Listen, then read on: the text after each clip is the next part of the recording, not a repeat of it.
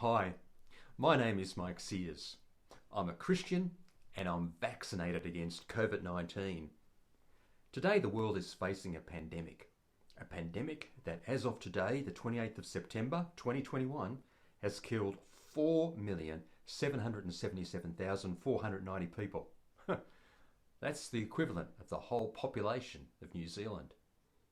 It concerns me that there are some Christians taking a stand against the vaccine and the other strategies that are being promoted by governments to protect the vulnerable people in our communities.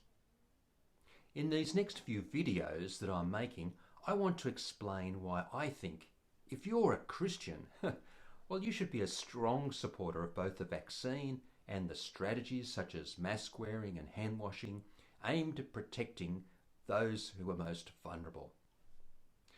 My first reason is that I see the provision of the vaccines as a direct answer to prayer and as a provision made for us by God Himself. When the pandemic first began, like many, I was ambivalent to the threat it posed to the world.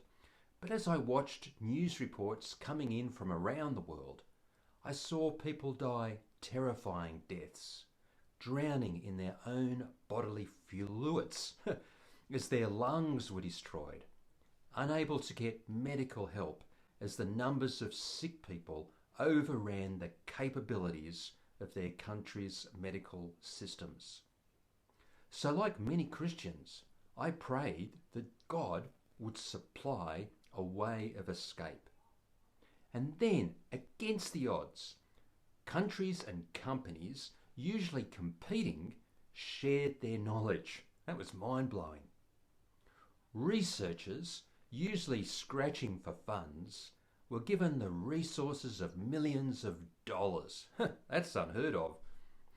Then vaccines that usually would take 10 to 15 years to develop were developed within a single year. Miraculous!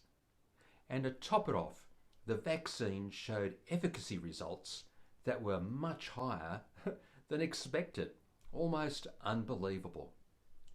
So with such an answer to prayer, why the pushback from people claiming to be Christians? In the Bible, the first global catastrophe was an environmental one, an enormous flood that caused significant destruction, wiping out most of the population of the then known world.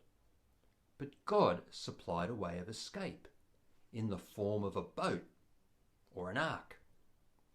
We're told that many people ridiculed the building of the ark. They may have thought that God would provide His way of escape through a more miraculous way than a man and his family building a boat. But we know which idea floated. In the Bible, the next recorded global catastrophe was a famine. God again supplied a way of escape in the form of a government program. Joseph, previously a slave who had worked his way to the top position of the Egyptian public service, had put together a program where for 7 years they had stored food for such an event. I wonder if there were people who thought that God should have supplied a more miraculous way to save them than a government program. But God's people were delivered from starvation because they got with the program. In the Bible, we are told that the greatest threat the world faces is due to our rebellion against God. The fact that we refuse to give Him His rightful place in our lives. Our rebellion requires us to be put down and punished. But God again made a way of escape.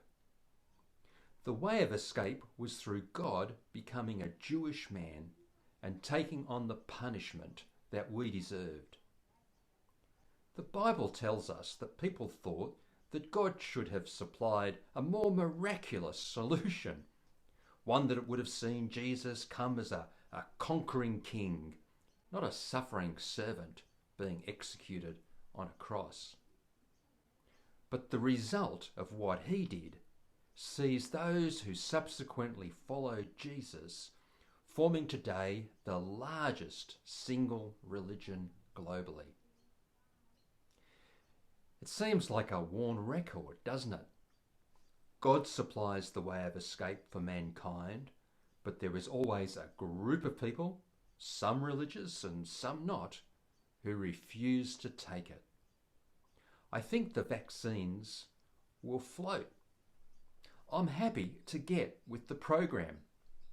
I'm happy to accept what I believe is God's provision. God's answer to prayer through the work of dedicated scientists and government officials. And I really hope you do too. There are other reasons I believe Christians should support vaccines. If you're interested, join me in my next video. In the meantime, if you haven't already, get the jab.